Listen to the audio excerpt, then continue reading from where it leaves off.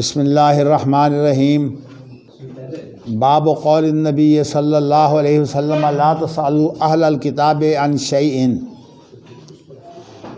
وقال ابو الیمان اخبرنا شعیب عن الزہری اخبرنی حمید بن عبد الرحمن سمع معاویہ یحدث رہتا من قریش بالمدینہ وذکر کہب الاحبار فقال ان کان من اصدق هؤلاء المحدثین الذین یحدثون عن اہل الکتاب جی وان کنا مع ذلک لنبلو علیہ الکذب۔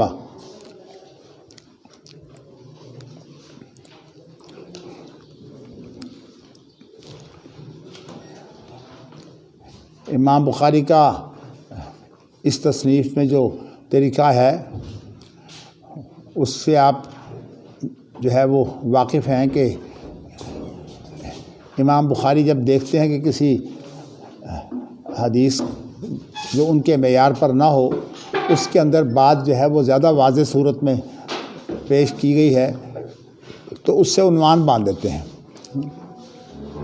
اس کے بعد پھر وہ احادیث لاتے ہیں جس سے جو ہے وہ اس عنوان کے مختلف پہلوؤں کی تشریح ہوتی ہے، اس کی وضاحت ہوتی ہے۔ تو نبی اکرم صلی اللہ علیہ وسلم کا یہ جو قول ہے نا یہ امام بخاری کے معیار کے مطابق نہیں ہے، تو اس لیے انہوں نے اس سے عنوان باندھ دیا ہے۔ گویا کہ یہ مسئلہ جو ہے اب سامنے آ گیا، اس کی تحقیق کے بارے میں احادیث جو آگے موجود ہیں ان کے اندر جو ہے وہ اس مسئلے کا جواب جس انداز سے بھی دیا گیا ہے اس کا ہم جو ہے وہ مطالعہ بھی کریں اور اس کو سمجھنے کی کوشش کریں۔ چلیے جی، اب حمید بن عبد الرحمن جو ہیں انہوں نے امیر معاویہ سے سنا جب کہ وہ قریش کا ایک گروہ اس سے گفتگو کر رہے تھے مدینہ منورہ میں۔ امیر معاویہ جو ہے وہ حج پر آئے تھے اور اسی حج کے دوران جو ہے وہ مدینہ منورہ بھی گئے، تو مدینہ منورہ میں امیر معاویہ جو ہے وہ گفتگو کر رہے تھے قریشیوں سے، اور اس گفتگو میں انہوں نے یہ ذکر کیا ایک ایسا شخص کعب احبار، یہ یہودی تھے، حضرت عمر رضی اللہ تعالیٰ عنہ کی خلافت میں یہ مسلمان ہو گئے تھے۔ تو امیر معاویہ نے یہ بیان کیا کہ ان کان من اصدق هؤلاء المحدثین الذین یحدثون اہل الکتاب۔ جہاں آپ کے پاس ان ہے کہیں و ان بھی ہے، ان ہی ہے۔ اگر وہ شخص جو کعب احبار ہے جو اہل کتاب سے حدیثیں بیان کرتے ہیں ان میں سے وہ بہت سچے لوگوں میں سے ہے۔ مقصد یہ ہے کہ کعب احبار جو ہیں وہ معتبر آدمی ہیں اور غلط بات نہیں کرتے، لیکن چونکہ کعب احبار جو ہیں یہ اہل کتاب سے حدیثیں بیان کرتے ہیں تو بڑے سچے لوگوں میں سے ہیں۔ تو ہم نے اس کے باوجود جو ہے وہ یہ پایا ہے کہ ان کی باتوں میں بہت جھوٹ ہوتا ہے، کیونکہ اس کی وجہ یہ نہیں ہے کہ یہ جھوٹ بولتے ہیں، وجہ اصل میں یہ ہے کہ اہل کتاب کے پاس جو کچھ موجود ہے وہ اس کے اندر جھوٹ اور سچ جو ہے وہ خلط ملط ہے، یہ مقصود ہے۔ تو جب ان کے ہاں سچ اور جھوٹ خلط ملط ہے تو نبی اکرم صلی اللہ علیہ وسلم کا یہ جو فرمانا ہے کہ اہل کتاب سے کچھ نہ پوچھو، اس کا مقصد کیا ہوا؟ مقصد یہ ہے کہ اگر آپ ان سے پوچھیں گے تو پھر کیا حق و باطل خلط ملط ہوگا۔ اسی وجہ سے احمد بن حنبل رحمۃ اللہ علیہ سے کسی نے پوچھا کہ عام جو لوگ ہیں جن کو علم نہیں ہوتا وہ مسائل کن سے دریافت کریں؟ انہوں نے کہا جو کتاب و سنت کے ماہر ہوں، جو قرآن اور حدیث کے ماہر ہوں۔ مطلب یہ ہے کہ قرآن و حدیث کے جو ماہر ہوں گے انہیں پتہ ہوگا کہ یہ حدیث سچی ہے اور قرآن مجید کا یہ مفہوم ہے۔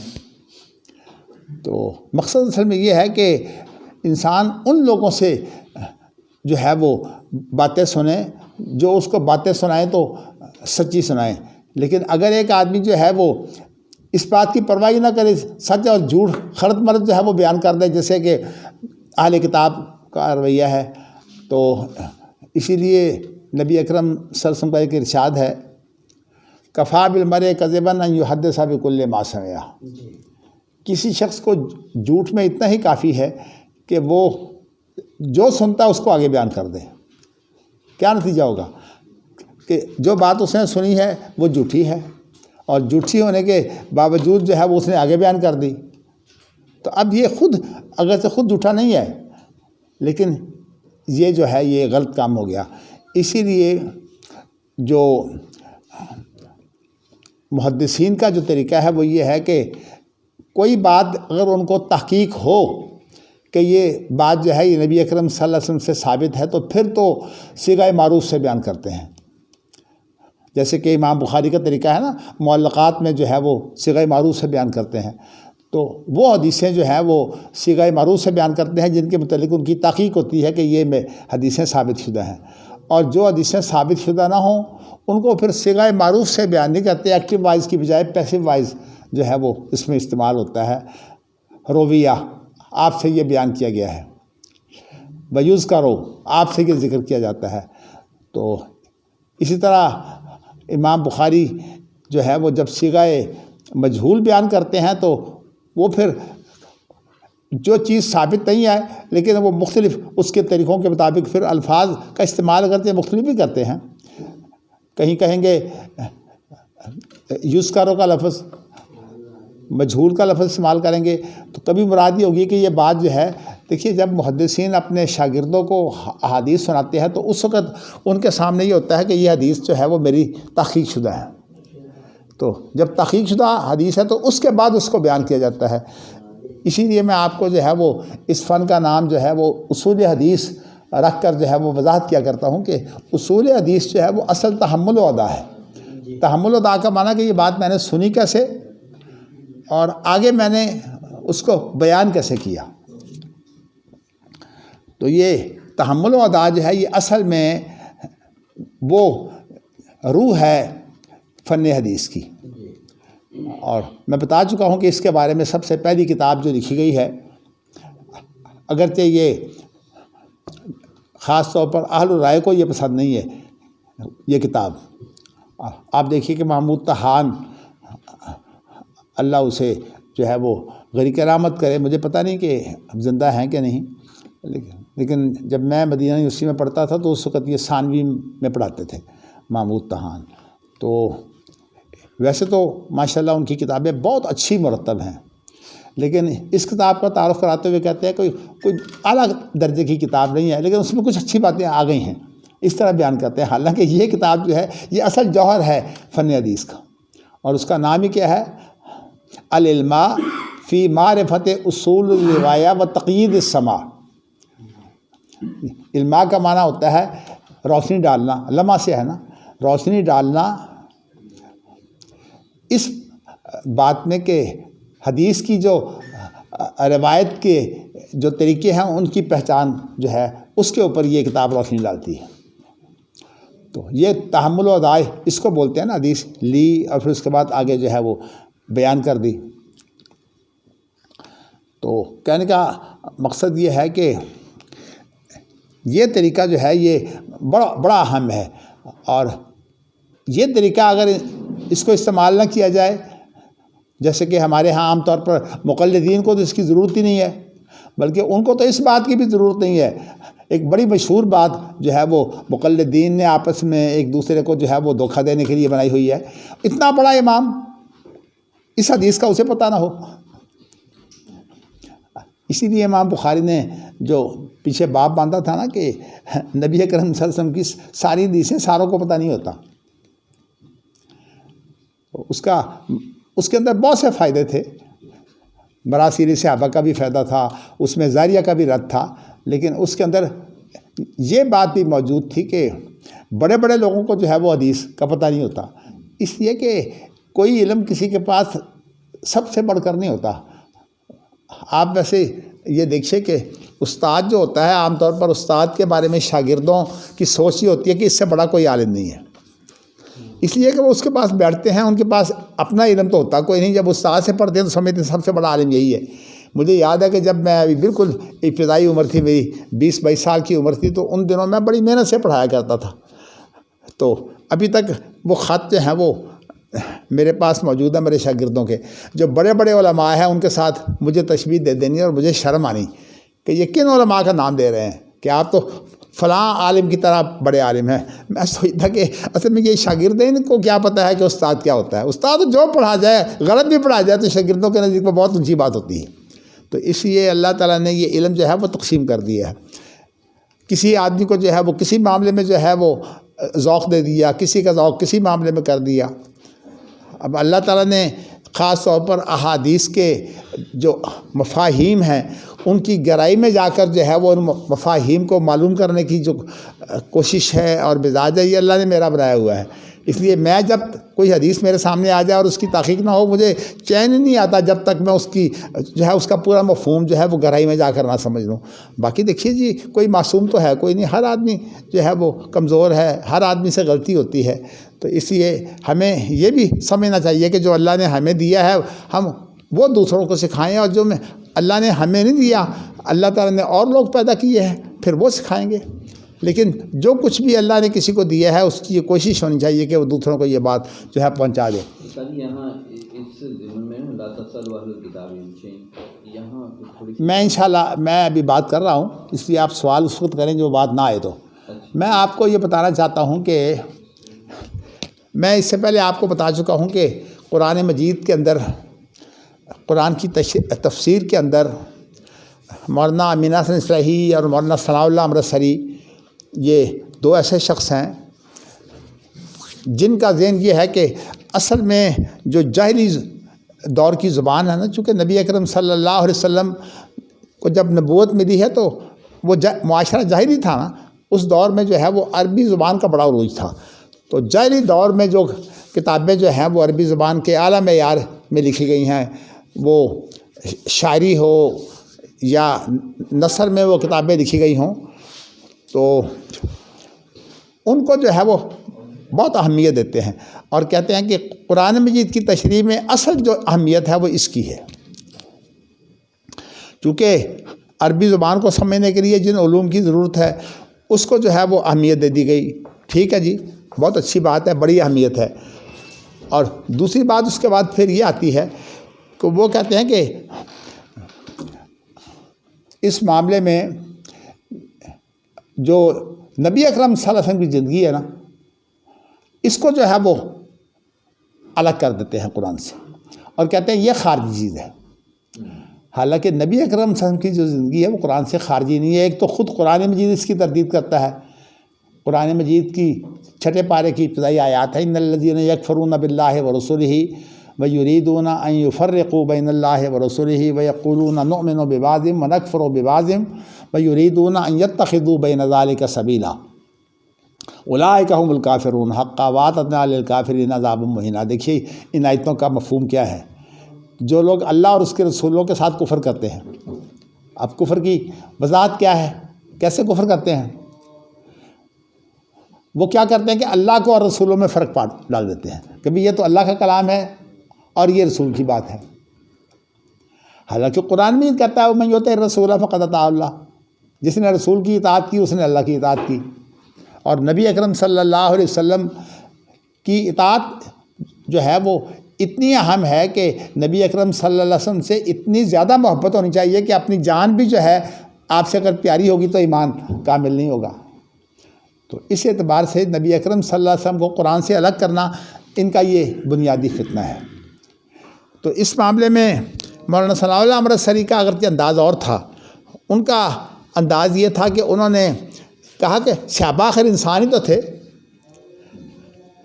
تو حافظ عبداللہ محدث روپڑی رحمۃ اللہ علیہ ابھی علم سے پڑھ کر جسے آپ فراغت کہتے ہیں نا اصطلاح میں، فارغ التحصیل، تو انہوں نے جو پہلی کتاب لکھی ہے ایک طالب علم کی حیثیت سے، اس کا نام ہے درایت تفسیری۔ اس کے اندر انہوں نے یہ بتایا ہے کہ صحابہ کرام جب احادیث روایت کرتے ہیں تو یہ ان کی زبان میں گفتگو ہوتی تھی نبی اکرم صلی اللہ علیہ وسلم کی، اور نبی اکرم صلی اللہ علیہ وسلم کی یہ ذمہ داری ہے کہ وما علیک الا البلاغ المبین، اللہ نے یہ کہا ہے کہ آپ پر جو ہے وہ بلاغ مبین، یعنی بلاغ اس چیز کو کہتے ہیں جو انسان کے دل تک پہنچ جائے، یعنی جو اس کی حالت ہے اپنی حالت کے اعتبار سے وہ اس کو سمجھ لے، یعنی گہرائی تک وہ بات اس کے دل تک پہنچ جائے، یعنی اسے پوری طرح سمجھ آ جائے اور واضح طور پر سمجھ آ جائے۔ تو صحابہ کرام رضوان اللہ علیہم مجمعین سے جب اللہ کے رسول گفتگو کرتے تھے تو واضح طور پر بات سمجھتے تھے۔ ہاں اگر کسی صحابی کو بات واضح طور پر نہ سمجھ آئے تو اس کے بارے میں پھر دیگر صحابہ جو ہے وہ گفتگو کرتے تھے، اس لیے کہ صحابی معصوم تو نہیں ہوتے۔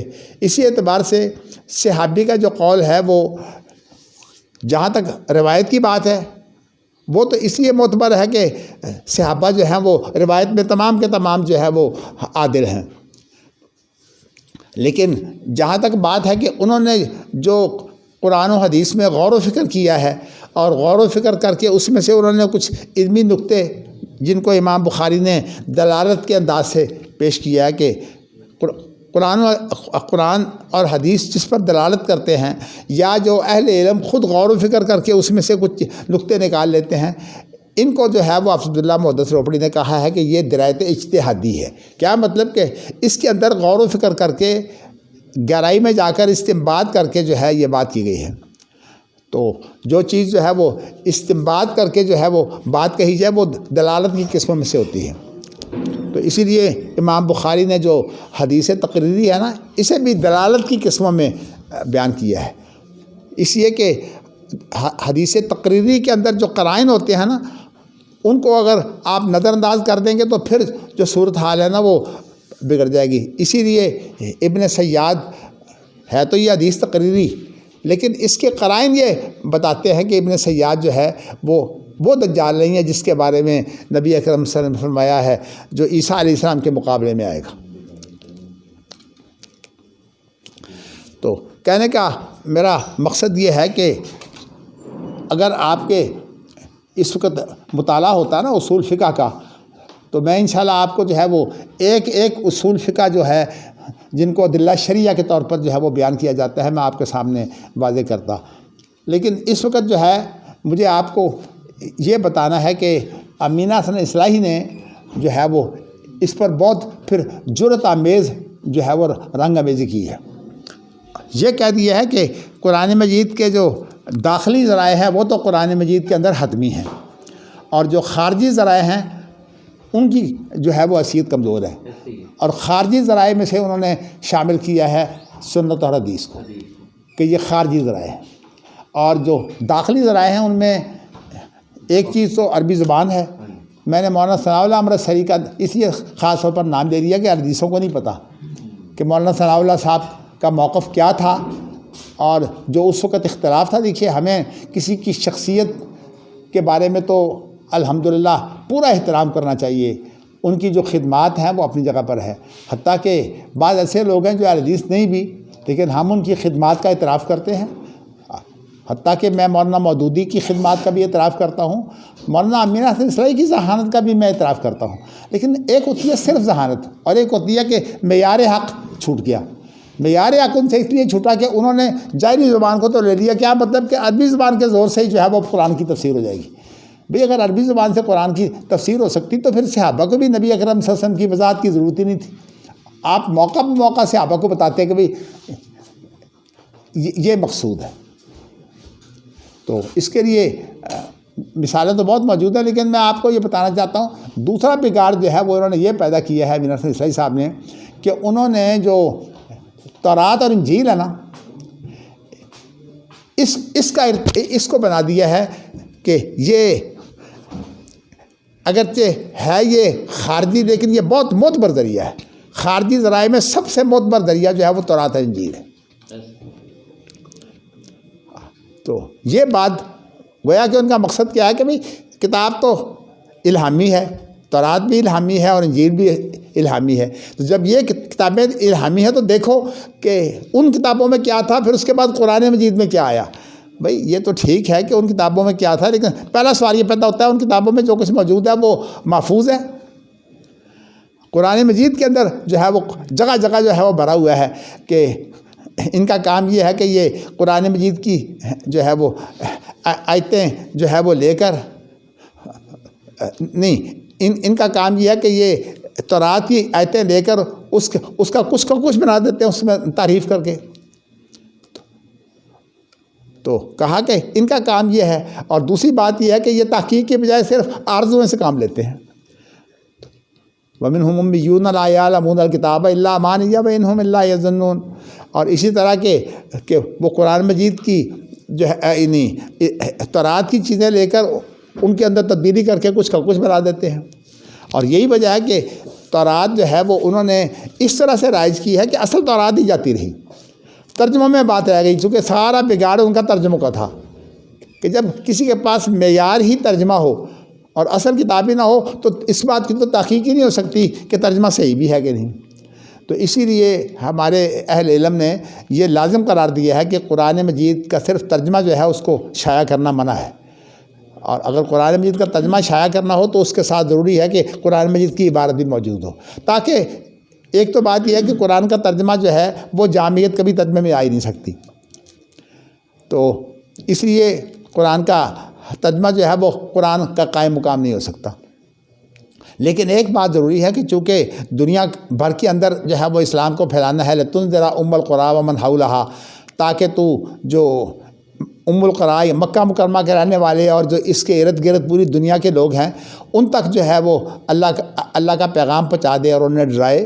تو اس اعتبار سے جو ہے وہ اس بات کی اہمیت ہے کہ ترجمے کی اجازت دی جائے، لیکن قرآن کی آیت چھوڑ کر ترجمے کی اجازت نہیں ہے. اسی طرح احادیث کے بارے میں جو محدثین کا رویہ ہے وہ یہ ہے کہ وہ احادیث کا ایک ایک لفظ جو ہے وہ نکھارنے کی کوشش کرتے ہیں. آپ کے سامنے جو ہے وہ امام بخاری ایک بہت اچھی مثال موجود ہے کہ کس طرح ایک ایک لفظ کا نکھار جو ہے وہ پیدا کرتے ہیں. اور یہ بتاتے ہیں کہ یہ ساری ابھی پیچھے باب گزرا ہے کہ دلالت کی کتنی صورتیں ہیں، اور یہ تمام کی تمام صورتیں اگر ان کو ترتیب دیں تو اس سے امام بخاری کا پورا جو ہے وہ اصول فقہ تیار ہو جاتا ہے. تو میں آپ کو یہ بتا چکا ہوں کہ امام شافعی نے جو کتاب لکھی وہ بڑی ایک معیار کی تھی، اس میں جامعیت تھی. اگرچہ امام احمد بن حنبل نے بھی کام کیا لیکن انہوں نے زیادہ اطاعت رسول میں کام کیا ہے. تو کتابیں تو ہیں لیکن ان کے جو ہے وہ جزوی موضوعات ہیں. لیکن امام شافعی نے بھرپور جو کام کیا ہے رسالے میں، پہلے تو انہوں نے عربی زبان کے محاوروں کو جو ہے وہ اہمیت دی ہے کہ ان کی مراد کیا ہوتی ہے. پھر اس کے بعد انہوں نے بتایا کہ سنت اور حدیث کا جو ہے وہ قرآن سے کیا تعلق ہے. تو اس بڑا حصہ تو انہوں نے اپنی کتاب میں یہی شامل کر دیا ہے.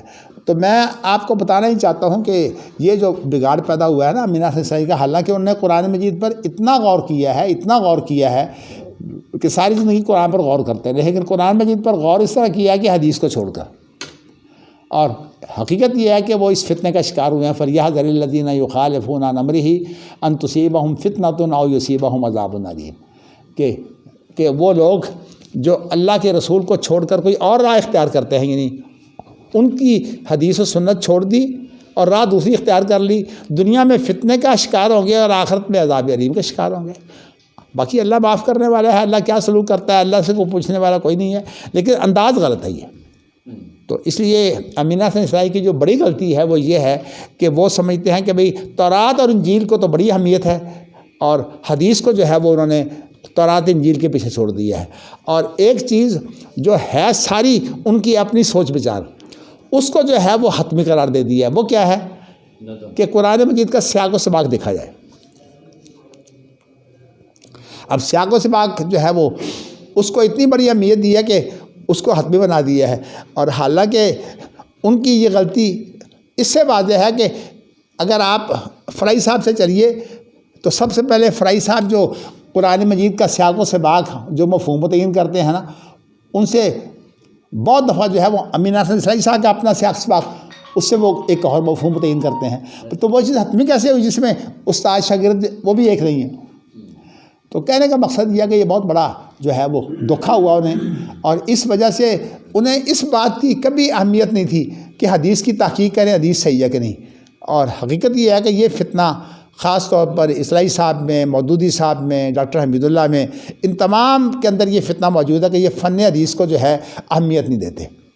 تو میں نے آپ کو بتایا کہ مسلک اعتدال کے اندر مولانا مودودی نے بھی یہی بات کی ہے کہ ایک حدیث بہت معیاری ہوتی ہے لیکن وہ صحیح نہیں ہوتی، یعنی محدثین کے فن کے مطابق بہت معیاری ہوتی ہے لیکن صحیح نہیں ہوتی، اور ایک حدیث جو ہے وہ بالکل بناوٹی ہوتی ہے لیکن وہ اعلیٰ درجے کی جو ہے وہ حدیث ہوتی ہے۔ ان کا مطلب کیا ہے کہ اصل میں اس کا فیصلہ ذوق سے ہوگا، لیکن جس کا ذوق جو ہے وہ حدیث و سنت کا ہے، حالانکہ خود مولانا مودودی کا حدیث و سنت کا ذوق نہیں ہے، ان کا ذوق اپنا تاریخی ہے، تو اس سے بگاڑ پیدا ہوتا ہے۔ اس طرح ڈاکٹر حمید اللہ صاحب نے جب یہ جو محدث میں مضمون شائع ہوا کہ اطلبوا العلم ولو بالصین، علم حاصل کرو خواہ جو ہے وہ چین جانا پڑے، تو یہ حدیث جو ہے یہ ویسے موضوع حدیث ہے۔ تو جب محدث میں غازی عزیر کا مضمون شائع ہوا تو انہوں نے جو ہے وہ اس کا جواب لکھا اور مجھے بھیجا کہ آپ اس کو شائع کر دیں، تو اس کے اندر یہ بنیاد بنائی کہ فن حدیث کی کوئی اہمیت نہیں ہے۔ اب بتائیے کہ ایک آدمی جو حدیث کی پہلی کتاب حمام بن منبہ جو ہے ان کی جو کتاب ہے جو ابو ہریرہ سے انہوں نے جو ہے وہ روایت کی ہے، اور ان کی یہ پہلی تدوین ہے حدیث میں، صحیفہ، تو انہوں نے اس کی تحقیق کی تھی۔ بھئی تحقیق تو اس لیے کی ہے کہ وہ آثار قدیمہ کے آدمی ہیں، لیکن آثار قدیمہ کے لیے تو ساری کام جو ہے وہ تلاش ہوتی ہے یا تاریخ سے ہم کام لیتے ہیں، لیکن حدیث جو ہے اس کے لیے اور معیار ہیں۔ تو اس اعتبار سے حدیث کا ان کو کوئی ذوق نہیں تھا، اسی لیے میں نے آپ کو پچھلے دنوں بھی یہ بات واضح کی تھی کہ حضرت ابوبکر صدیق جو ہے ان کی یہ روایت بنائی گئی ہے مرفوع کہ نبی اکرم سے فرمایا الائمۃ من قریش، اور اس کو مرفوع بنا کر پھر امین ناصر اسلائی صاحب نے اس پر بڑی لمبی بات کی ہے کہ یہ اصل میں اللہ کے رسول کا فرمان نہیں تھا بلکہ اللہ کے رسول کا ایک جھگڑے میں فیصلہ تھا۔ اگرچہ ان کے یہ کام اس لیے نہیں آئے گی کہ وہ خود حنفی ہیں، اور حنفیوں کے نزدیک جو فیصلہ ہوتا ہے اس کی حیثیت دائمی ہوتی ہے، اہل حدیث کے نزدیک جو ہے وہ فیصلے کی حیثیت دائمی نہیں ہوتی۔ ان کے نزدیک تو میں آپ کو بتا چکا ہوں قضاء القاضی ینفذ ظاہرا و باطنا، ایک تو یہ ہے کہ اس سے فقہ الواقعہ بدل جاتی ہے، اور دوسری بات ہے اس کی حیثیت دائمی ہوتی ہے، اور یہی وہ بگاڑ ہے جو رائے کا بگاڑ ہے۔ تو یہ ان کے الٹ چلی گئی دلیل، ہاں جی، اس حساب سے تو یہ دلیل ان کے الٹ چلی گئی، لیکن انہوں نے یہ وضاحت نہ کی، ان چیزوں کو تو بیان ہی کوئی نہیں کرتا۔ اصل میں یہ چیزیں جو ہیں یہ اللہ کا شکر ہے کہ میں نے محنت کر کے کئی کتابوں سے اکٹھی کر کے جو ہے وہ آپ کے سامنے بیان کی ہے۔ ویسے آپ کو یہ کتابوں میں ایک ایک نقطہ ملے گا الگ الگ، اکٹھے نقطے اس طرح جو ہے وہ آپ کو نہیں ملیں گے۔ تو بات تو میں نے نہیں دیکھا، ممکن ہے کہ بہت اچھی چیزیں موجود ہوں، لیکن ظاہر ہے کہ میں نے جو اس کے لیے جو کچھ بھی مطالعہ کیا ہے وہ اپنے بزرگوں کے ساتھ جو میں بیٹھتا تھا کچھ ان سے سیکھا، اور کچھ ان کی باتوں کو جو ہے وہ اکٹھا کر کے انسان جو ہے وہ اپنے انداز سے بیان کر لیتا ہے۔ تو میں نے آپ کو یہ بتانا ہے کہ یہاں جو ہے اگر آپ اصل دیکھیں نا تو یہ رد ہے امین ناصر اسلائی صاحب کا، اس لیے کہ نبی اکرم نے فرمایا ہے کہ امیر معاویہ کی جو روایت ہے کہ یہ لوگ جو ہیں کیونکہ خود یہ کتابیں محرف ہیں تو اس لیے جو ان کو اپنا مدار بنائے گا، بنیاد بنائے گا، وہ کبھی جو ہے وہ حق و باطل کے درمیان میں جو ہے وہ انصاف نہیں کر سکے گا۔ تو اس لیے صحیح طریقہ یہ ہے کہ نبی اکرم صلی اللہ علیہ وسلم جو ہیں ان کو قرآن سے الگ نہ کرو۔ قرآن کے اگرچہ بعض طریقے ایسے ہیں جو قرآن کے ثبوت کے لیے ہیں، حدیث کے لیے نہیں ہے، لیکن حدیث کا جو فن ہے یہ بہت اعلیٰ قسم کا فن ہے۔ کوئی آدمی اگر اس فن کے اندر اضافہ کرنا چاہتا ہے تو پہلے ضروری ہے کہ وہ پہلے فن حدیث کا ماہر بنے۔ اب دیکھیے نا، دارقطنی نے صحیح بخاری کی ایک تعداد ہے حدیثوں کی، اور اسی طرح مسلم کی تو ایک بہت بڑی تعداد ہے، تو انہوں نے ان حدیثوں پر جو ہے وہ جرح کی ہے فن حدیث کے اعتبار سے، کہ فن حدیث کے اعتبار سے جو ان کا مقام جو ہے وہ متعین کیا گیا ہے ان کا وہ مقام نہیں۔ ظاہر علمی بات تھی، کوئی انہیں یہ نہیں کہتا کہ انہوں نے غلط کام کیا ہے، ان کے کام کی قدر کی جاتی ہے، لیکن اس کا ایک فائدہ یہ ہوا کہ جب انہوں نے اس مسئلے کو اچھالا تو بہت سے اور اہل علم میدان میں آ گئے، اور بخاری اور حدیثوں کی بخاری اور مسلم کی حدیثوں کی تحقیق جو ہے اب علماء کے درمیان میں آ گئی، اور علماء میں جب تحقیق اس کی ہو گئی تو وہ ایسی بات ہے جیسے ایک کتاب جو ہے وہ لکھی جائے اور اس کے بعد لوگ اس پر جو ہے تبصرے شروع کر دیں. تو مختلف تبصروں کو جب آپ اکٹھے کریں گے تو اس کتاب کی پوری حقیقت آپ کے سامنے آ جائے گی. اس کی خوبیاں بھی سامنے آ جائیں گی اور اس کی کمیاں بھی آپ کے سامنے آ جائیں گی. تو کہنے کا مقصد یہ ہے کہ یہ اصول جو ہے کہ اہل کتاب سے نہ پوچھو. آپ یوں سمجھیے کہ خیر امام بخاری ظاہر ہے کہ عالم الغیب تو نہیں ہے، لیکن یہ جو ہمارا فتنہ کھڑا ہوا ہے نا کہ تورات اور انجیل کو جو ہے وہ حدیث پر بھی اہمیت دے دی ہے، اور یہ جو فتنہ تھا اس کا رد جو ہے وہ اس کے اندر موجود ہے. تو یہ بتایا ہے کہ اہل کتاب سے جب آپ لیں گے تو کبھی بھی آپ جو ہے وہ حق و باطل کا فرق نہیں کر سکیں گے، اس لیے کہ اہل کتاب کی کتابیں اپنی محرف ہیں. لیکن اس ساری تائید کے طور پر تو ہم بھی لیتے ہیں، یعنی کہ دیکھیے میں آپ کو بتاؤں، آپ نے چلیے اصل بات جو ہے وہ یہ ہے کہ اہل کتاب یعنی تورات اور انجیل کے حوالے سے جو کچھ پیش کیا جاتا ہے، پہلے تو آپ یہ سمجھ لیں کہ تورات اور انجیل جو ہے اس کے اندر تاریخ و بسیں شامل کر دی گئی ہے. یعنی اب تورات کے اندر تاریخ اور ارشادات جو ہیں ان کو الگ الگ نہیں ہے، اس لیے کہ ان کتابوں میں خود تاریخ موجود ہے. اور اسی لیے تورات اور انجیل سے اگر آپ معلوم کرنا چاہتے ہیں تو ان کا اگر کہیں بھی کوئی ذکر آتا ہے تو وہ تاریخ کے حوالے سے ان کتابوں کی اہمیت ہے، لیکن تاریخ کے اندر شریعت کے مسائل نہیں ہوتے. لیکن میں یہ بتانا چاہتا ہوں کہ اب اہل کتاب کی کچھ چیزیں تو وہ ہیں جو قرآن مجید نے اور حدیث نے ان کی جو ہے وہ تصدیق کر دی ہے. جیسے یا ایھا الذین آمنوا کتب علیکم الصیام کما کتب علی الذین من قبلکم، کہ روزے ان پر بھی فرض تھے اور تم پر بھی فرض کیے گئے ہیں. یہ ذکر تو کر دیا ہے، مگر تائید کیا ہے کہ روزے انہوں نے بھی رکھے تم بھی رکھتے ہو. ایسی چیزیں تو حتمی ہیں. اور کچھ چیزیں ایسی ہیں کہ قرآن مجید میں اور حدیث میں جو ہے وہ باتیں نہیں آئیں، لیکن اتنی بات آ گئی ہے کہ یہ چیزیں جو ہیں یہ اب منسوخ ہو چکی ہیں. جیسے کہ اب سجدہ تعظیمی ہے، یہ منسوخ ہوا ہے، اور اس کے منسوخ ہونے کا معنی یہ ہے کہ پہلے یہ شرک نہیں تھا، اب یہ شرک قرار دے دیا گیا ہے. منسوخ کرنے کے معنی یہ ہیں. بعض لوگوں کو جو مغالطہ ہوا ہے، خاص طور پر یہ جہادی گروپ کو اور بڑے بڑے علماء اور بھی،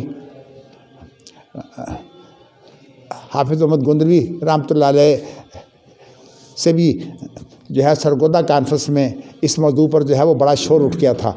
بات چونکہ علمی تھی اس لیے وہاں کے علماء جو ہے وہ اس گہرائی میں نہیں جا سکتے تھے، لیکن وہ ایک بڑا شور اٹھ کر کانفرنس کو بڑا نقصان پہنچا تھا. تو وہ بھی مسئلہ یہی تھا سجدہ تعظیمی کا.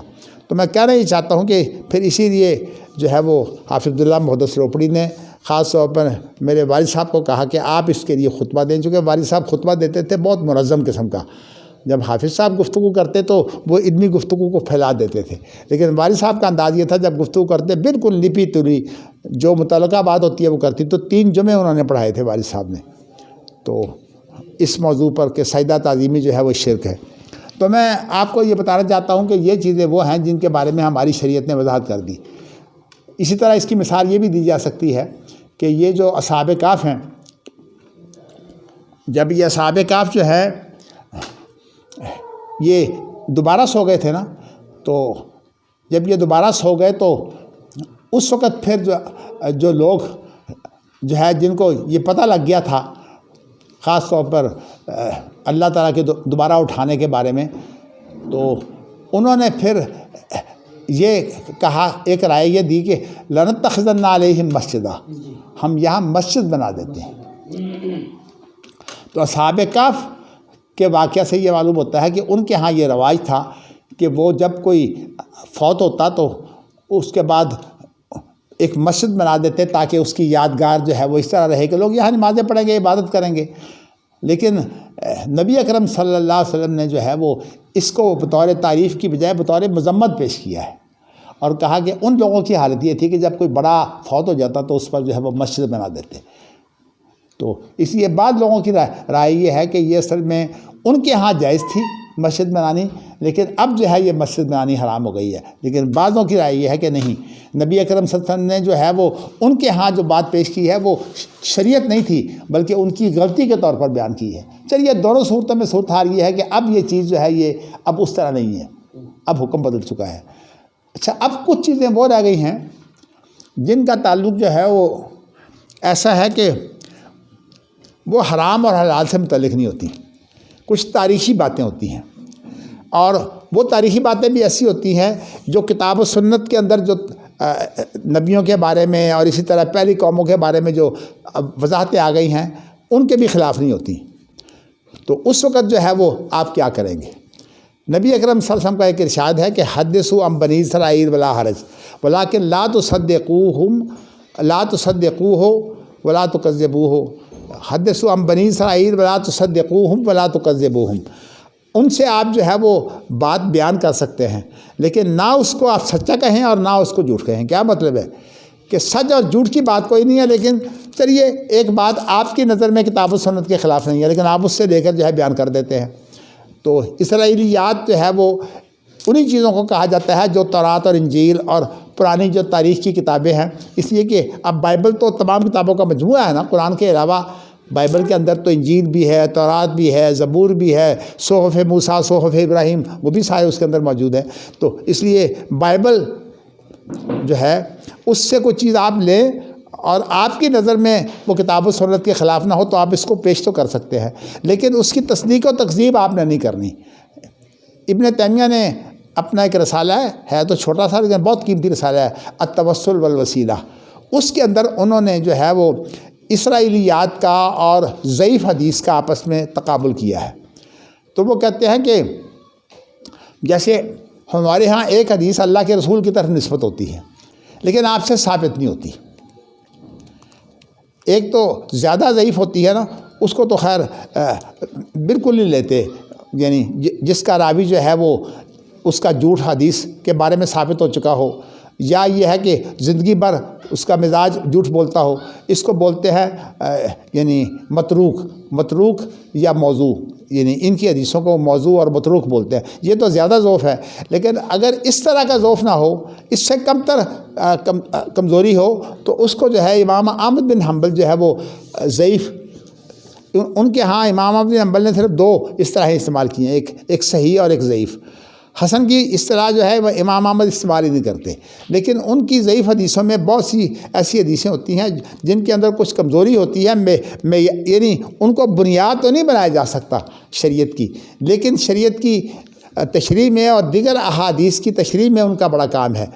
اور اسی وجہ سے محدثین نے یہ طریقہ بھی اختیار کیا ہے کہ جو اعلیٰ معیار کی حدیثیں ہیں ان کو پہلے لیا ہے اور اس کو ایک بنیاد کے طور پر ان سے کام لیا ہے، اور اس کے بعد جو تھوڑی سی کمزور ہیں جیسے کہ حسن درجے کی ہیں، حسن حدیث جو ہوتی ہے بنیادی طور پر اس کے اندر کمزوری یہ ہوتی ہے کہ جو اس کی حفاظت ہے نا وہ تام نہیں ہوتی، تو اس لیے تام و ضبط میں تھوڑی سی کمزوری ہو تو کمزوری تو ہے نا، اس لیے آپ کہہ سکتے ہیں کہ یہ حدیث جو ہے وہ ہم نے اس لیے مان لی ہے کہ اس کی بنیاد جو ہے وہ صحیح حدیثوں میں موجود ہے۔ تو جس کی بنیاد جو ہے وہ صحیح حدیثوں میں موجود ہے وہاں حسن حدیث بھی جو ہے وہ کام دے جاتی ہے، یا حدیثوں کی ایک بڑی تعداد اگر اس کی بنیاد جو ہے وہ موجود ہو تو امام احمد بن حنبل سے یہ روایت کیا جاتا ہے کہ انہوں نے 4 چیزیں جو ہیں وہ شرط لگائی ہیں ضعیف حدیث کے بارے میں کہ اگر آپ اس سے فائدہ اٹھانا چاہتے ہیں تو 4 شرطیں ہیں۔ پہلی شرط تو یہ ہے کہ اس کا اصل قرآن سے ثابت ہو یا صحیح حدیث سے، بہت اعلیٰ معیاری حدیثوں سے، اور دوسری بات ان کی یہ ہے کہ اس کے طرق کئی ہوں، کثرت طرق، یہ ان کی دوسری بات ہے، اور ایک تیسری بات یہ ہے کہ ضعف شدید نہ ہو۔ جی یہ مطلب یہ ہے کہ متروک اور موضوع اس لیول کی نہ حدیثیں ہوں، یعنی بہت زیادہ ضعیف نہ ہوں۔ اور چوتھی صورت یہ ہے کہ آپ ان کے اوپر عقیدہ نہ رکھیں، بطور احتیاط ان کو لیں۔ کیا مطلب؟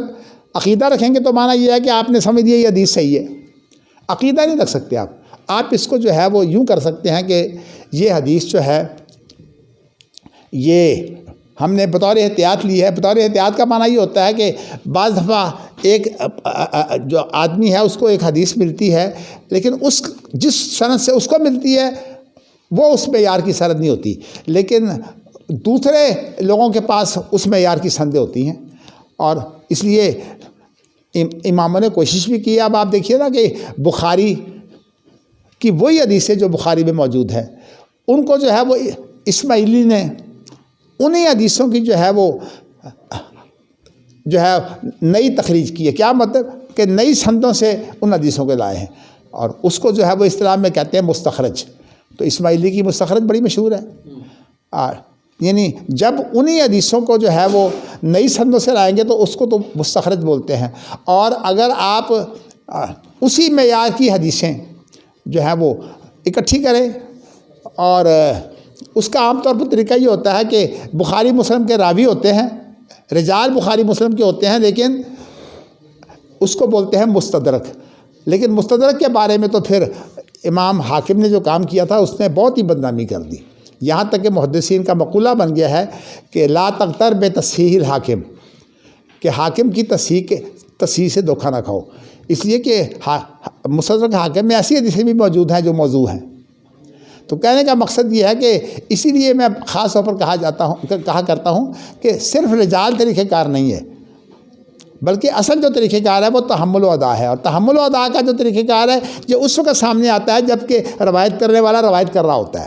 کہ وہ جب روایت کرتا ہے تو پہلے اس کی تحقیق وہ کر لیتا ہے، کرنے کے بعد پھر وہ سناتا ہے. اس لیے میں نے آپ کو کہا تھا نا کہ اگر وہ اس طرح کی حدیث نہیں سنائے گا بلکہ ایک مذاکرے کے اندر حدیث آ گئی ہے تو امام بخاری اس کو جو ہے وہ حدثنا سے بیان نہیں کرتے، اس کو ذکر کرتے ہیں ویوز کرو، ذکر کیا جاتا ہے. یعنی اس سے اشارہ کرتے ہیں کہ اس حدیث کی روایت کے بارے میں، کیونکہ یہ عام گفتگو کے دوران میں بطور دلیل پیش کی گئی ہے، تو اس لیے جو ہے اگر مفہوم اس کا درست بھی ہو لیکن ایسی حدیثوں کو امام بخاری وغیرہ اہمیت نہیں دیتے.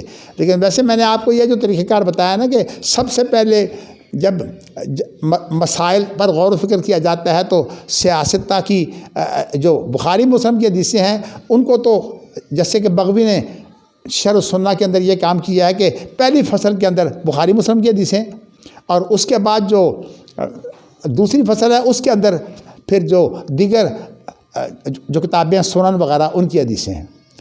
تو بخاری مسلم کی حدیثوں کو صحاح کہا ہے اور ان کو جو ہے وہ حسان کہا ہے. تو مطلب یہ ہے کہ انہوں نے یہ فرق کر دیا ہے کہ یہ حدیثیں جو ہیں وہ اعلیٰ معیار کی ہیں اور یہ جو سنن کی جو حدیثیں ہیں وہ اس اعلیٰ معیار کی نہیں ہیں. اس اعتبار سے ان کو حسان کہا ہے. میں نے آپ کو یہ بتایا کہ یہ طریقہ بڑا اہم ہے کہ حسان جو ہے عام طور پر اس سے جو ہے وہ ہم دھوکہ نہ کھائیں. حسان کا جو درجہ ہوتا ہے وہ اس کے ساتھ جو اعلیٰ قسم کی معیاری حدیثیں ہیں نا ان کو لے لینا چاہیے. اور چونکہ یہ اس کا تعلق جو ہے وہ اصل میں اصول حدیث سے ہے جس کو میں تحمل ادا جو ہے وہ اس اصطلاح میں آپ کے سامنے بیان کیا کرتا ہوں. اس لیے احادیث کی تحقیق میں جو ہے یہ طریقہ امام بخاری تو الحمدللہ آپ کو بتاتے رہتے ہیں. امام بخاری کو جب آپ پڑھیں گے تو انشاءاللہ یہ آپ کے سامنے چیزیں واضح ہو جائیں گی. تو میں نے آپ کو یہ بتایا ہے کہ یہ جو طریقہ ہے نا امین حسن اصلاحی صاحب کا ان کی پوری تفسیر اس سے تباہ ہو گئی ہے. اور انہوں نے ایک تو اس کے اندر جو ہے حدیثیں دی نہیں بلکہ کسی نے گنتی کی ہے شاید 15-20 حدیثیں ہیں ساری. 20 حدیثیں ہیں ساری جو امین حسن اصلاحی صاحب نے قرآن مجید کی تفسیر میں جو ہے وہ لی ہیں. اور لیکن ان کا چونکہ فن حدیث کا تو انہیں پتہ ہی نہیں ہے. بلکہ ایک بات کی میں تصحیح کر دینا چاہتا ہوں کہ چونکہ میں ان کے پاس بہت جاتا تھا، یہاں رحمان پورے میں ہوتے تھے، میں علماء کے پاس جاتا اور ان سے بہت کچھ سیکھتا تو گھنٹوں بیٹھتا. تو ظاہر ہے کہ ایک پختہ عالم دین ہونے کی حیثیت سے میں ان سے استفادہ بھی کرتا. تو مجھے انہوں نے بتایا کہ مولانا عبدالرحمن مبارک پوری جو تھے نا ان کا جو ٹھکانہ تھا وہ ان سے زیادہ دور نہیں تھا، چند میل کے فاصلے پر تھا. تو کہتے تھے کہ میں ان کے پاس جایا کرتا تھا، لیکن جب میں ان کے پاس جاتا تو میں ان کے پاس بیٹھتا تو مجھے پھر جو ان کا حدیث کے اندر جو جس طرح کا تشدد تھا مجھے پسند نہیں آیا. تو پھر اس لیے میں نے پھر جو ہے وہ مناسب نہیں سمجھا کہ میں ان سے پڑھوں. لیکن اب آج امین حسن اصلاحی صاحب پر دیکھنے والے کہتے ہیں کہ وہ تو مولانا عبدالرحمن مبارک پوری کی حدیث میں شاگرد تھے. حالانکہ یہ واقعہ میں نے خود سنا ان سے کہ وہ کہتے تھے کہ میرا ان کے معنی میں حسن ظنی نہیں تھا، چونکہ ان کو حدیث کا اپنا ذوق نہیں تھا، فن حدیث ان کو نہیں آتا تھا اور وہ فن حدیث کے آدمی تھے. تو اس لیے جب وہ باریکیاں بیان کرتے انہوں نے مدد بھی لی ان سے. ہاں جی تحفۃ العارضی لکھنے میں ان سے مدد بھی لیتے تھے. نہیں، یہ تو سارا جھوٹ ہے نا. جب کہتے ہیں ایک جھوٹ بولو پھر 100 ساتھ میں لا لو، پھر سارا جھوٹ بن جاتا ہے. تو اس لیے یہ باتیں جو ہے میں آپ کو اس لیے بتانا چاہتا ہوں کہ یہ میری اپنی روایت ہے، اور ایک دفعہ نہیں 20 دفعہ مجھے بتائی ہے. اسی طرح میں اہل حدیثوں کو بھی ایک بات بتایا کرتا ہوں کہ مولانا عطاء اللہ حنیف جو ہے وہ مجھے اکثر کہتے کہ ایک فرقہ اہل حدیث ہے اور ایک نمائندہ مکتب فکر ہے اہل حدیث. کہتے تھے یہ مولانا داود غزنوی کا اور مولانا اسماعیل سلفی کا آپس میں اختلاف تھا. وہ کہتے تھے کہ مولانا داود غزنوی کی اہل حدیث ہے کہ نمائندہ مکتب فکر ہے مسلمانوں کا، اور مولانا اسماعیل سلفی کہتے تھے کہ نہیں، یہ ایک فرقہ ہے. اچھا، میں نے یہ حافظ صلاح الدین صاحب سے بات کی. حافظ صلاح الدین صاحب تو مولانا عطاء اللہ حنیف صاحب کے پاس بہت زیادہ اٹھے بیٹھے ہیں، ان سے استفادہ بھی بہت کیا ہے، ان کے شاگرد خاص بھی ہیں. تو انہوں نے کہا میرے سامنے تو انہوں نے کبھی ذکر نہیں کیا، حالانکہ میرے سامنے بہت دفعہ ذکر کیا انہوں نے. چونکہ میں اصل میں خود اس بات کا قائل نہیں تھا نا. میں جب مدینہ منورہ سے پڑھ کے آیا ہوں تو پھر میرا ذہن یہ بن گیا تھا کہ یہ فرقے سارے غلط ہیں. تو اس لیے ہم تو ایک بات جانتے ہیں کہ بھئی دلیل لاؤ اور دلیل سے بات کرو. یہ فرقے بندی کے جو دعوے ہیں کہ میں یوں ہوں، میں کہتا ہوں یہ تو اس طرح کے دعوے ہوتے ہیں، اور یہی وجہ ہے کہ اہل حدیث نے فرقہ کیا بنایا وہ بعد میں خود ظاہری ہو گئے. اب خود پتہ نہیں ہے کہ ابن حزم ظاہری جو ہے ان کا عقیدہ کیا ہے اور ان کا طریقہ کار کیا ہے استنباط اور اجتہاد میں. چلیے جی، یہ حدیث اب آگے بڑھتے ہیں. دوسری حدیث جو ہے وہ پڑھیے کہ حدثنی محمد بن بشار حدثنا عثمان بن عمر اخبرنا علی بن مبارک عن یحییٰ بن ابی کثیر عن ابی سلمۃ عن ابی ہریرہ قال کان اہل الکتاب یقرؤون التوراۃ بالعبرانیۃ ویفسرونها بالعربیۃ لاہل الاسلام فقال رسول اللہ صلی اللہ علیہ وسلم لا تصدقوا اہل الکتاب ولا تکذبوهم وقولوا آمنا باللہ وما انزل الینا وما انزل الیکم. دیکھو نا جی، آمنا باللہ وما انزل الینا وما انزل الی ابراہیم و اسماعیل و اسحاق و یعقوب والاسباط وما اوتی موسیٰ و عیسیٰ وما اوتی النبیون من ربہم لا نفرق بین احد منہم ونحن لہ مسلمون. یہ الآیہ مسلمون تک ہے. تو کہنے کا مقصد یہ ہے کہ یہ پہلے سپارے کی آیت ہے، تیسرے پارے میں ہے، لیکن وہاں ما انزل علینا ہے، علی کے ساتھ ہے. اس لیے تو میں نے آپ کو اس حدیث کا مفہوم یہ ہے کہ اہل کتاب عبرانی زبان میں تورات کو پڑھتے تھے، اور پھر مسلمانوں کے لیے اس کی جب تشریح کرتے تو وہ عربی زبان میں کرتے. جیسے آپ کو پتہ ہے کہ ورقہ بن نوفل بھی یہی کام کر رہے تھے کہ وہ انجیل کا ترجمہ جو ہے وہ کر رہے تھے عربی زبان میں. تو عبرانی زبان بہت قسمیں ہیں عبرانی زبان کی. سریانی بھی عبرانی زبان کا ایک حصہ ہے. تو یہ انجیل جو ہے یہ سریانی میں اتری ہے، اور جو تورات ہے وہ عبرانی زبان میں اتری ہے. یعنی جو عبرانی زبان زیادہ جامع ہے نا اس میں تو اتری ہے تورات. لیکن سریانی جو ایک مخصوص زبان ہے عبرانی زبانوں میں، تو جیسے کہ ہم کہہ دیتے ہیں نا سرائکی ہے، تو یہ بھی پنجابی ہاں، لیکن یہ سرائکی ایک مخصوص زبان بن گئی ہے. اس طرح جو ہے یہ انجیل جو ہے وہ سریانی میں ہے، اور سریانی سے وہ ترجمہ کر رہے تھے عربی زبان میں ورقہ بن نوفل. اچھا چلیے جی، اب اس کے اندر یہ ہے کہ دیکھیے آج تو تورات جو ہے وہ ابھی تک محفوظ نہیں ہے. یعنی عبرانی زبان میں تورات موجود نہیں ہے. اس کے بعد اس سے جو ہے وہ انہوں نے بڑی مشکل سے تلاش کیے ہیں. لیکن آپ دیکھ لیجئے کہ اس کے باوجود انہوں نے جو ہے وہ یوں کیا ہے کہ اس کو جو ہے وہ اسرائیل نے اپنا دستور بنایا ہوا ہے. یعنی اسرائیل کا دستور جو ہے وہ الہامی کتاب ہے تورات، اور اسلامی ملکوں میں صرف سعودی عرب ایسا ہے جس کا دستور جو ہے وہ کتاب و سنت ہے، اور کسی کا بھی نہیں ہے. تو انہوں نے اس کے پھر تکمیل کے طور پر یہ کہا ہے کہ تالمود جو ہے وہ اس کی تکمیل ہے. یعنی اس کی تشریح جو ہے وہ تالمود کی ہوئی ہے. جیسے کہ ایران کا دستور بھی یہی ہے کہ وہ کہتے ہیں کہ ہمارا دستور تو یہی ہے کہ ہم شریعت اسلامی کو مانتے ہیں، لیکن ہماری جو تعبیر ہے وہ جعفری فقہ ہے. یعنی وہ بھی حتمی ہے. جعفری فقہ کو انہوں نے دستوری حیثیت دی ہوئی ہے، حالانکہ فقہ کی حیثیت دستوری کبھی ہوتی ہی نہیں. ہمیشہ دستوری حیثیت جو ہوتی ہے وہ اصل متن کی ہوتی ہے. تو فقہ تو اصل چیز ہی نہیں ہے، تو اجتہاد کا نتیجہ ہوتی ہے، اور اجتہاد سے پہلے جو وہی ہے وہ صرف کتاب و سنت ہے. اسی لیے سعودی عرب میں جو ہے پہلی ان کی دفعہ یہ ہے کہ سعودی عرب کا نام المملکہ عربیہ سعودیہ ہوگا، اور اس کا جو دستور ہے وہ کتاب اللہ اور سنت رسول ہوگا. اسی طرح وہ جو ان کا نظام الحکم آپ پڑھیے، اس کا ترجمہ بھی محدث کے اندر شائع ہو چکا ہے. میں موقع بموقع جو ہے وہ اس کے حوالے بھی دیتا رہتا ہوں. میں نے آپ کو یہ بتایا کہ دنیا کے اندر صرف 2 ملک ایسے ہیں جنہوں نے الہامی کتابوں کو دستور بنایا ہوا ہے، ورنہ پوری دنیا جو ہے وہ انہوں نے اپنے جو فہم ہے یعنی یا اپنے اجتہادات کا جو حاصل ہے، جس کو وہ فقہ کہیں یا قانون کہیں، اس کو انہوں نے رائج کیا ہوا ہے، اور یہ بہت بڑا بگاڑ ہے۔ اگر آپ قانون سے نہیں نکلتے، بلکہ قانون تو خیر ہے ہی مذاق، کہ قانون تو انسان بناتے ہیں اور وہی انسان بناتے ہیں جو انگوٹھا چھاپ لوگ ہوتے ہیں، اس لیے ان کی تو کوئی حیثیت کوئی نہیں ہوتی۔ لیکن چونکہ یہ مصطفیٰ کمال نے ترکی کے اندر یہ تصور اختیار کیا تھا، تو اقبال اس سے جو ہے وہ متاثر ہو گئے، اور اسی تصور کو جو ہے وہ انہوں نے پارلیمنٹ کے طور پر جو ہے وہ پیش کرنا شروع کر دیا، بلکہ اس سے مولانا مودودی بھی متاثر ہوئے، اور انہوں نے تفہیمات جو ان کی تیسری کتاب ہے ان کے مقالات کا مجموعہ، اس کے شروع میں یہی بات کی ہے کہ جب اسمبلی جو ہے وہ کسی کو پارلیمنٹ پاس کر دے کہ یہ شریعت ہے، تو وہ شریعت کی تعبیر جو ہے وہ متعین ہو جاتی ہے۔ تو اس لیے یہ سارے کے سارے جو ہے یہ افکار کے جو ہے وہ بگاڑ ہے۔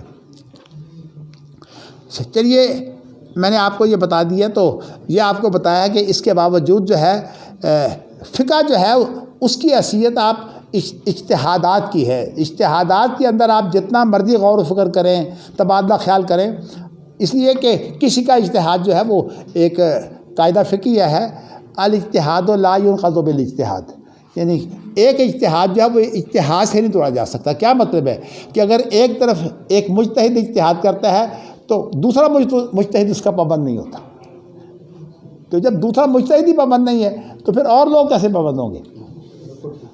تو اس لیے بتانا میں یہ چاہتا ہوں کہ یہ جو فقہ کو جو لوگ جو ہے وہ اصل میں، چونکہ ہمارے ہاں ایک تصور ہے قانون دانوں میں، بلکہ وہ تو کہتے ہیں بھئی فقہ تیار کر دو، یعنی قانون دان جب بات کرتے ہیں تو کہتے ہیں فقہ تیار کر دو، حالانکہ فقہ کبھی متفقہ تیار ہی نہیں ہو سکتی، اس لیے کہ فقہ تو اجتہادات کا نتیجہ ہوتی ہے، اور جو اجتہادات کا نتیجہ ہے وہ متفقہ کیسے ہوگی؟ تو اسی لیے میں کہتا ہوں کہ اصل جو اتفاق ہے وہ صرف کتاب و سنت پر۔ لیکن وہ ساری قاضی کا فیصلہ جو ہوتا ہے وہ بھی تو اس کا فہم نہیں ہوتا ہے، وہ تو نہیں، وہ کون پابند ہوتا ہے اس کا؟ یہ بات اس کا پابند تو صرف فریقین ہوتے ہیں۔ وہ اصول نہیں ہوتے۔ فریقین کا جھگڑا بھی تو ختم کرنا ہے نا کہیں۔ اللہ کے رسول نے جب فیصلہ کیا ہے تو آپ نے خود فرمایا ہے کہ فیصلہ میرا جو ہے وہ حق و باطل کو تو متعین نہیں کرتا، یہ حق متعین نہیں کرتا، لیکن اتنی بات ہے کہ نزاع تو ختم ہو جاتا ہے نا۔ اب یہ تو نہیں کہ ایک آدمی اللہ کے رسول سے فیصلہ کروانے کے بعد یہ دعویٰ لے کر آ جائے کہ اللہ کے رسول کا فیصلہ غلط ہے، تو یہ تو غلط بات ہے۔ اسی طرح قاضی کے خلاف جو ہے قاضی کا فیصلہ ماننا پڑے گا، خواہ وہ غلطی ہو، لیکن اس کے بارے میں اہل حدیث نے یہ وضاحت کر دی ہے کہ وہ ظاہری طور پر جو ہے لاگو ہوتا ہے، باطنی طور پر لاگو نہیں ہوتا۔ کیا مطلب؟ وہ اس سے حقیقت نہیں بدلتے۔ میں بتا چکا ہوں نا کہ اہل الرائے کا جو طریقہ کار ہے، ہر طریق کی ایک جو ہے وہ حدیث بناوٹی انہوں نے مشہور کی ہوئی ہے کہ بھئی اگر قاضی فیصلہ کر دے تو پھر تو اس عورت کی رضا نہ بھی ہو تو اس کا نکاح بھی اپنے آپ ہی ہو جاتا ہے۔ آپ کو بتا چکا ہوں۔ چلیے اچھا آگے پڑھیے۔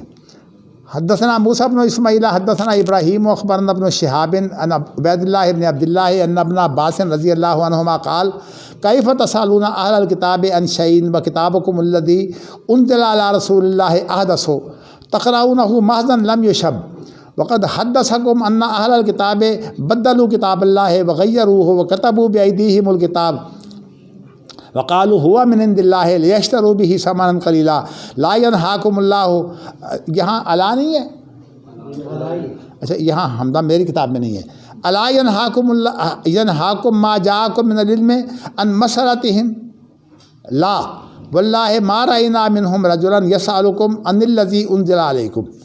چلیے جی، اس کا مفہوم یہ ہے کہ عبداللہ بن عباس کہتے ہیں تم اہل کتاب سے کیسے پوچھتے ہو جبکہ وہ کتاب جو تمہارے اوپر اتاری گئی ہے وہ سب سے یعنی مطلب نئی کتاب ہے، مطلب سب کے بعد آئی ہے، تو تقرؤونہ محضاً، اور پھر اس کو تم محض پڑھتے ہو، یعنی اس کے اندر کسی اور کی ملاوٹ نہیں ہے۔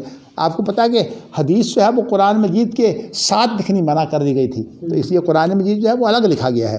تو تقرؤونہ محضاً لم یشب، تم اس کو جو ہے وہ خالص پڑھتے ہو جس کے اندر کوئی ملاوٹ نہیں ہے، جس کے اندر ملاوٹ نہیں کی گئی، یعنی حتیٰ کہ قرآن مجید کے ساتھ حدیثوں کو لکھنے سے بھی اللہ کے رسول نے منع کیا، یہ حدیث کو آپ لکھیے لیکن آپ قرآن مجید کے اندر حدیثوں کو اگر یوں لکھیں کہ خرد مرد ہو جائے گا کام تو یہ غلط ہو جائے گا.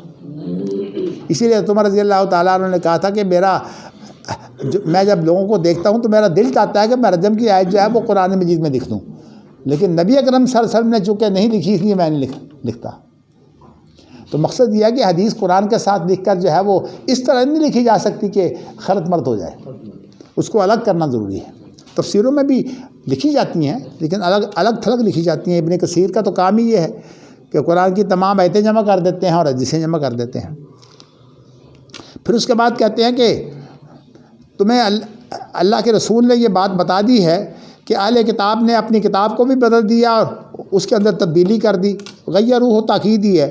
وکتبوا بایدیہم الکتاب، اور انہوں نے اپنے ہاتھوں سے جو چیزیں لکھیں اور کہہ دیا کہ یہ اللہ کی طرف سے ہیں. اب آپ دیکھیے نا، اپنے ہاتھوں سے جو چیزیں لکھی ہیں، اب ان کی تورات جو ہے وہ ثابت تو ہے ہی نہیں، تورات کی تو کوئی سند ہے ہی نہیں. تو ثابت نہ ہونے کی بنا پر اب انہوں نے اس تورات کو جو ہے وہ کہہ دیا کہ یہ الہامی چیز ہے. اور حالانکہ اس تورات کے اندر وہ تاریخ کے حصے موجود ہیں جو حضرت موسیٰ علیہ السلام کے بعد کے ہیں. تو وہ کتاب جو ہے وہ حضرت موسیٰ علیہ السلام کی تورات کیسے ہو سکتی ہے جس کے اندر وہ چیزیں بھی شامل ہو گئی ہیں. چلیے جی، تاکہ اس کے ساتھ جو ہے وہ تھوڑا مول لیں. یہ آپ کو اس کا تو پتہ ہے. الا ینہاکم، کیا اللہ کے رسول نے آپ کو منع نہیں کیا؟ الا ینہاکم ما جاءکم من العلم ام مسألتہم، کیا تمہارے پاس وہ ممانت نہیں آئی جو علم سے تمہیں جو ہے وہ بتا دیا گیا کہ ان سے سوال نہ کرو. یعنی یہود و نصارہ سے سوال کرنا منع ہے. لا واللہ ما رأینا منہم رجلا، تو یہاں آپ کے پاس لا ہے یہ مسئلہ کے بعد لا واللہ. اچھا لا واللہ، یہ لا واللہ جو ہے نا لا اضافہ ہے. لا اقسم بہذا البلد، تو لا واللہ ما رأینا منہم رجلا، ہم نے ان میں سے تو کسی آدمی کو نہیں دیکھا کہ وہ قرآن مجید کی جو ہے وہ تائید کا محتاج ہو، کہ وہ کہے بھی قرآن مجید میں جو ہے وہ اس نے قرآن کی جو تورات کی تائید کی ہے. وہ اتنے مطمئن ہے کہ تورات پر وہ ایمان لاتے ہیں اور تم قرآن مجید کی تائید کے لیے تورات سے جو ہے وہ دلیلیں لاتے ہو.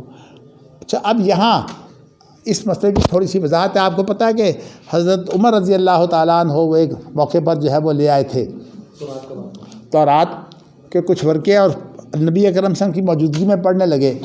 تو نبی اکرم صلی اللہ علیہ وسلم کا رنگ بدلنے لگا. تو ابوبکر صدیق نے جب آپ کے چہرے کی طرف دیکھا تو عمر سے کہا کہ عمر کیا تمہیں پتہ اللہ کے رسول کے اوپر کیا حالت اس وقت وارد ہے؟ تو پھر انہوں نے جو ہے وہ حضرت عمر رضی اللہ تعالیٰ عنہ نے جب یہ دیکھا تو رضیت باللہ ربا و بالاسلام دین و محمد نبیہ وغیرہ بار بار پڑھنے لگے. تو نبی اکرم صلی اللہ علیہ وسلم پھر خاموش ہوئے اور آپ نے فرمایا کہ تم یہ کہتے ہو کہ یہ جو موسیٰ علیہ السلام کی یہ کتاب ہے، اگر موسیٰ خود آ جائے اور وہ تورات پر عمل کر کے جو ہے نجات چاہے، ان کی نجات نہیں ہو سکتی. تو کہنے کا مقصد یہ ہے کہ یہ مسلمانوں کو اپنی کتاب پر جو ہے وہ اعتماد ہونا چاہیے. تو اللہ تعالی ہمیں توفیق دے. چلیے آج کی گفتگو جو ہے وہ اسی پر اکتفا کرتے ہیں. آپ نے کوئی سوال کرنا ہے تو کر لیں. ویسے اگلا موضوع بھی بڑا اہم ہے، ایک موضوع جو ہے، لیکن یہاں امام بخاری نے وہ جو ہے نا آپس میں یہ اختلافی مسائل ہیں اور ان کو جو ہے وہ عام طور پر متاخرین کے ہاں جو کتاب و سنت اجماع اور قیاس ہے اس کے علاوہ سب کو استدلال کہا جاتا ہے. اگرچہ اس پر جو ہے وہ امام غزالی نے اور اسی طرح امام الحرمین نے اختلاف کیا ہے. وہ کہتے ہیں نہیں قیاس نہیں، صرف 3 چیزیں ہیں، ایک کتاب و سنت اور ایک اجماع. ان 3 چیزوں کے علاوہ باقی سب کچھ جو ہے وہ استدلال ہی ہے. یعنی وہ اہل علم کا غور و فکر ہے اور انہوں نے جو کتاب و سنت سے اجتہاد کے ذریعے سے اخذ کیا ہے یہ وہ سارا کا سارا استدلال ہے. تو میں نے آپ کو یہ بتانا ہے کہ امام بخاری نے بھی استدلال کے بارے میں اور دلالت کے بارے میں جو پچھلا باب تھا اس کی تفصیل آپ کے سامنے آ چکی ہے. تو یہ مسئلہ جو ہے یہ بھی ان مسئلوں میں شامل ہے کہ شرع من قبلنا شرع لنا، کہ ہم سے پہلے جو لوگوں کی شریعت ہے وہ ہمارے لیے شریعت ہے کہ نہیں. اس کا ایک مسئلہ جو ہے وہ نازک یہ ہے کہ اگر کوئی قرآن مجید میں کوئی چیز ایسی آ جائے جو صرف جو ہے وہ اس حوالے سے ذکر ہو کہ ان کے ہاں یہ چیز موجود تھی تو وہ ہمارے لیے حکم ہوگا کہ نہیں. امام بخاری کا موقف یہ ہے کہ وہ ہمارے لیے حکم ہوگا، یعنی شرع من قبلنا کے امام بخاری قائل ہیں. اور اس کے لیے جو مثال ہے میں وَكَتَبْنَا عَلَيْهِمْ فِيهَا أَنَّ النَّفْسَ بِالنَّفْسِ وَالْعَيْنَ بِالْعَيْنِ وَالْأَنْفَ بِالْأَنْفِ وَالْأُذُنَ بِالْأُذُنِ وَالسِّنَّ بِالسِّنِّ وَالْجُرُوحَ قِصَاص. قرآن مجید میں تو یہ ان کے حوالے سے آئی ہے بات، ہم بھی مانتے ہیں. تو اسی طرح وَكَيْفَ يُحَكِّمُونَكَ وَعِندَهُمُ التَّوْرَاةُ فِيهَا حُكْمُ اللَّهِ ثُمَّ يَتَوَلَّوْنَ مِن بَعْدِ ذَلِكَ وَمَا أُولَٰئِكَ بِالْمُؤْمِنِينَ. اس سے مراد جو ہے وہ رجم ہے کہ وہ تم سے کیسے فیصلہ کرواتے ہیں، حالانکہ تورات میں جو ہے یہ حکم موجود ہے رجم کا. اور آپ کو یہ پتہ ہے کہ تورات میں تو زنا کی سزا ہی رجم ہے، کوڑے ہے ہی نہیں. یہ تو ہماری شریعت میں جو ہے وہ غیر شادی شدہ کے لیے کوڑے ہے، ان کے ہاں تو ہے ہی رجم سزا. تو کہنے کا مقصد یہ ہے کہ قرآن مجید میں اگر کوئی بات آئی ہے تو اب سوال یہ پیدا ہوتا ہے کہ ایسی چیزیں بھی موجود ہیں جو بعد میں ہماری شریعت میں ان کے اندر کچھ تبدیلیاں ہوئی ہیں. تو اس لیے کہا یہ جاتا ہے کہ نبی اکرم صلی اللہ علیہ وسلم جو ہے وہ قرآن مجید کی اس آیت کی روح سے فَبِهُدَاهُ مُقْتَدِهْ، ان کی ہدایت کی آپ پیروی کیجئے. نبی اکرم صلی اللہ علیہ وسلم جو ہیں پہلے ان کے طریقوں کو جو ہے وہ اختیار کر لیتے تھے. اب آپ یہ بتائیے کہ معراج کی رات تو نماز اتری ہے، نبی اکرم صلی اللہ علیہ وسلم کی آئی سے پہلے نماز پڑھتے تھے کہ نہیں پڑھتے تھے؟ کس طریقے پر پڑھتے تھے؟ پرانے طریقے پر پڑھتے ہوں. ہیں جی پرانے طریقے پر ہی پڑھتے ہوں. نہیں، کس کا طریقہ تھا؟ ابراہیم علیہ السلام. تو اس کا معنی یہ ہے کہ پرانے نبیوں کی شریعت ہمارے لیے شریعت ہوئی نا. روزے کی تو واضح دلائل موجود ہے. نہیں، روزے کے دلائل صرف اتنے ہیں کہ روزے ان پر بھی تھے، یہ تو نہیں تھے ہماری طرح 29 دن کے روزے. تو ہماری شریعت کامل نہیں تھی. ہاں جی، اس وقت تو ہماری شریعت کامل نہیں تھی، لیکن آپ کو نہیں ہماری شریعت نہیں، آپ اللہ ہماری نہ کہیے، آپ کہیے کہ اللہ نے جو شریعت دی تھی نا موسیٰ کو، نہیں وہ کامل تھی، بنی اسرائیل کے لیے کامل تھی. یہ بھی تو کھایا. نہیں، ہماری شریعت کامل نہیں تھی، اس لیے دیکھیے آپ کو بتاؤ، ہماری شریعت تو کامل ہوئی ہے تو اللہ کے رسول دنیا سے گئے ہیں. تو اس شیخ صاحب کہنے کا مقصد یہ ہے کہ جب نبی صلی اللہ علیہ وسلم یا مسلمان پرانے احکام پر عمل کرتے رہے، وہ اس وجہ سے کرتے رہے، اس وقت تک ابھی ہماری شریعت کے خصوصی احکام نہیں آئے تھے. مثلا روزہ رکھ رہے تھے عاشورہ کا، اس لیے کہ نئے روزے کا کوئی حکم نہیں آیا تھا. جب نیا حکم آ گیا تو پرانا ختم ہو گیا. نہیں، سوال یہ پیدا ہوتا ہے کہ وہ جب اس پر عمل کرتے تھے کیا سمجھ کر عمل کرتے تھے؟ نہیں، وہ تو شریعت سمجھ کے کرتے تھے. تو اس کا معنی یہ ہے کہ شرع من قبلنا شرع لنا ہو گیا، نہیں ہو گئی نا. آپ غور کیجئے، بات سمجھ آ جائے گی. کہنے کا مقصد ہے جب یہ کامل ہوگی تو پھر اب اس کی کیا ضرورت رہی؟ نہیں، اب اس کی تو ضرورت نہیں ہے، لیکن ایک بات ضرور ہے کہ آپ جب تاریخ بیان کریں گے تو کریں گے نا جیسے حضرت عائشہ نے تاریخ بیان کی ہے. کہا کہ پہلے جب نماز اتری ہے تو 2 رکعتیں تھیں، پھر بعد میں 4 بن گئی، اور اللہ نے سفر میں وہ 2 رکعتیں باقی رکھیں. اب یہ تاریخ بیان کر سکتے ہیں نا آپ؟ ہاں، یہ تو کر سکتے ہیں. اس تاریخ کو بیان کرنے میں تو کوئی حرج نہیں نا. اسی طرح آپ مثال طور پر اب سود ہے، سود مرکب تو بہت پہلے سے حرام تھا، لیکن سود مفرد جو ہے وہ حجۃ الوداع میں حرام ہوا ہے. یعنی یہ تو ہم کہتے ہیں نا وضاحت میں ہم لے لیں گے، دلیل اور حجت میں پہلی شریعتیں نہیں دیں گے.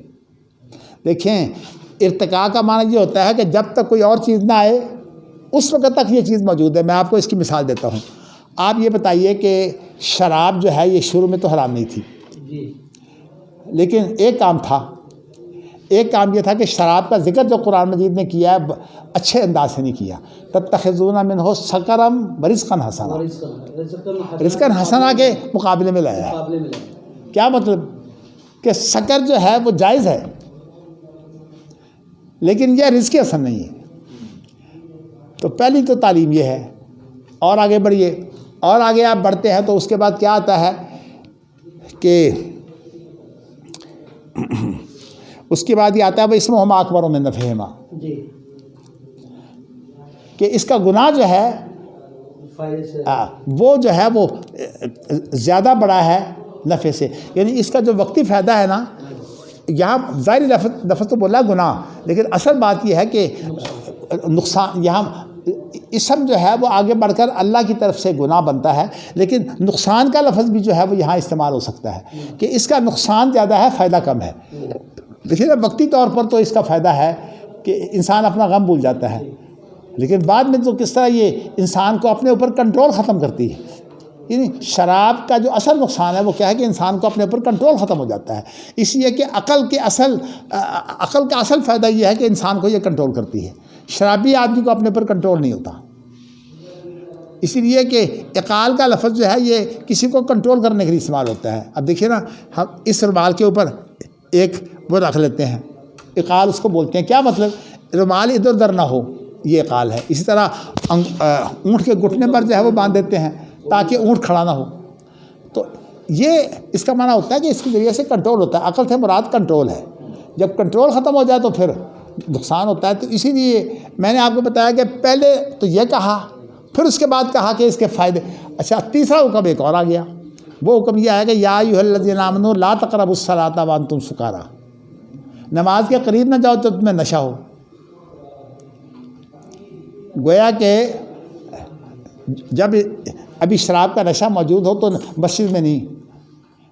مسجد اسی سے بعض لوگوں نے یہ نکالا ہے کہ نماز مسجد کے اندر فرض نہیں ہے.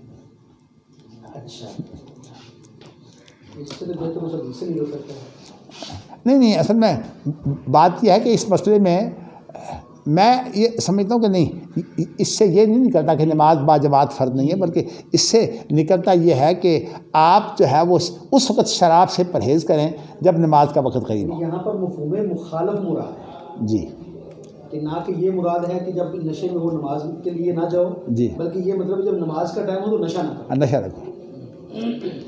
تو کہنے کا مقصد یہ ہے کہ یہ پھر چوتھا مرحلہ ہے. انما الخمر والمیسر والانصاب والازلام رجس من عمل الشیطان فاجتنبوہ لعلکم تفلحون. یہ تو اس طرح اب یہ شراب کی حرمت کا ایک ارتقاء ہے نا. آپ اگر شریعت کے مسائل کی گہرائی میں جانا چاہتے ہیں نا تو یہ ارتقاء آپ کو بہت فائدہ دے گا. چونکہ مجھے عدالتوں میں پیش ہونے کا موقع ملتا رہتا ہے تو میں عام طور پر بڑی عدالتوں میں اسی طرح ارتقاء پیش کیا کرتا تھا، تو اس کا بڑا فائدہ ہوتا تھا. حتیٰ کہ سود کے بارے میں جو بات ہے میں نے اس کے متعلق بھی یہی بیان کیا ہے کہ سود مفرد جو ہے یہ حجۃ الوداع میں حرام ہوا ہے، اس سے پہلے حرام ہی نہیں تھا. اور سود مرکب جو ہے وہ حرام ہے. یا ایھا الذین آمنوا لا تأکلوا الربا اضعافا مضاعفا، یہ سود مرکب ہے، یہ پہلے حرام تھا. تو اللہ کے رسول صلی اللہ علیہ وسلم نے تو کبھی بھی سود کو جائز نہیں کیا، لیکن یہ ہے کہ پہلے سود مفرد حرام نہیں تھا. اسی لیے عبداللہ بن عباس کا جب جو ہے سود معاف کیا ہے تو حجۃ الوداع کے موقع پر معاف کیا ہے. لیکن ارتقاء جب حتمی مرحلے میں پہنچ جائے جی تو پھر دوبارہ بیک تو نہیں نہ آنا، پھر وہیں رہنا. نہیں، یہ تو درست ہے. آپ کو میں یہ بتانا چاہتا ہوں، دیکھیے دو چیزیں ہیں. ایک ہوتی ہے شرعۃ و منہاجہ. شریعت کے اندر جب حتمی ہو جاتا ہے تو پھر اس کے بعد دوبارہ حلال نہیں ہوتا. اس کی مثال جو ہے وہ متع ہے. اب متع جو ہے کئی دفعہ حلال ہوا ہے، کئی دفعہ حرام ہوا ہے، لیکن آخری بات کیا ہے؟ حرام ہو گیا. تو شریعت کے اندر جو حتمیت ہو گئی، اب متع کبھی بھی حلال نہیں ہو سکتا. لیکن ایک ہے منہاج. منہاج وہ طریقے ہیں جن کے ذریعے سے آپ شریعت کو جو ہے وہ پھیلاتے ہیں. تدریس ہو یا یہ ہے کہ تبلیغ ہو یا تصنیف و تعریف ہو. تو اس کے اندر نسخ سے مراد یہ نہیں ہوتا. اس کے اندر نسخ سے مراد ہوتا ہے حالات کے مطابق طریقہ اختیار کرنا. مثال کے طور پر اگر آپ نے لڑائی کی ہے، لڑائی کے بعد پھر موقع آ گیا دعوت کا، جیسے کہ صلح حدیبیہ ہو گئی، تو نبی اکرم صلی اللہ علیہ وسلم نے دعوت کا طریقہ اختیار کر لیا. تو اس کا مطلب یہ ہے کہ یہ منہاج ہے. منہاج کے اندر قتال کے بعد پھر تبلیغ، پھر اور طریقے، تمام کے تمام وہ طریقے جو موقع محل کی مناسبت سے ہوتے ہیں. منہاج کے اندر نسخ کے معنی یہ ہوتے ہیں. یہ ابن تیمیہ نے اس کی وضاحت کی ہے، اور یہ خاص طور پر جہادی تنظیموں کو یہی غلطی لگی ہے. وہ کہتے ہیں کہ دعوت منسوخ ہو گئی اور صرف قتال ہی رہ گیا، اور یہ غلطی ہے ان کی. بس ثابت ہوا کہ پہلی شریعتیں وہ حجت بانی نہیں سکتی، کیونکہ آپ پھر ثابت یہ نہیں ہوا، ثابت یہ ہوا کہ جب تک ہماری نئی شریعت نہیں آتی اس وقت تک پہلی شریعتوں پر عمل ہو سکتا ہے. ثابت تو یہ ہوا ہے. یعنی جب تک ہمیں پتہ نہ ہو اپنی شریعت کے حکم کا، بھائی پتہ نہ ہو کہ بات، چلیے پتہ نہ ہو، یہ بھی بات تھی کہ عبداللہ بن مسعود کو پتہ نہیں تھا کہ تطبیق ختم کر کے اب گھٹنوں کے اوپر ہاتھ رکھنے کا حکم دے دیا ہے. چلیے ہم اس کی تعبیر لے لیتے ہیں، لیکن پتہ نہ ہونا اور چیز ہے. یہ کوئی دلیل نہیں ہوتی. تمہیں پتہ نہیں، جس کو پتہ اس سے پوچھو. اصل میں جو بات آپ کو بتانا چاہتا ہوں کہ پہلی شریعتیں جو ہے ان کی اہمیت ہے. جب اس وقت تک اہمیت ہے جب تک ہماری شریعت آ کے اس میں تبدیلی نہ کرے. اب آپ یہ بتاؤں کہ شراب حلال تھی نا پہلے؟ جی حلال تھی. تو قرآن مجید نے کہہ دیا کہ جن لوگوں نے شراب پی ہوئی تھی اور جنگ عہد میں شہید ہو گئے ہیں، قرآن مجید نے ان کی مذمت نہیں کی. لیس علی الذین آمنوا وعملوا الصالحات جناح فیما طعموا اذا اتقوا وآمنوا وعملوا الصالحات ثم اتقوا وآمنوا ثم اتقوا واحسنوا واللہ یحب المحسنین. اس کے اندر جو ہے وہ ان لوگوں کی بریت کی ہے کہ جن کے پیٹوں میں شراب تھی اور شہید ہو گئے تھے، اس لیے کہ شراب ابھی حرام ہی نہیں ہوئی تھی. تو اس لیے میں آپ کو بتانا ہی چاہتا ہوں، حتیٰ کہ عیسوی شریعت کے اندر بھی شراب حرام نہیں تھی. تو کہنے کا مقصد یہ ہے کہ میں آپ کو یہ بتانا چاہتا ہوں کہ جب تک نبی اکرم صلی اللہ علیہ وسلم کو کوئی نیا حکم نہ آ جائے اس وقت تک آپ سابقہ انبیاء کے طریقے پر عمل کرتے تھے، اور خاص طور پر حضرت ابراہیم کے طریقے پر عمل کرتے تھے.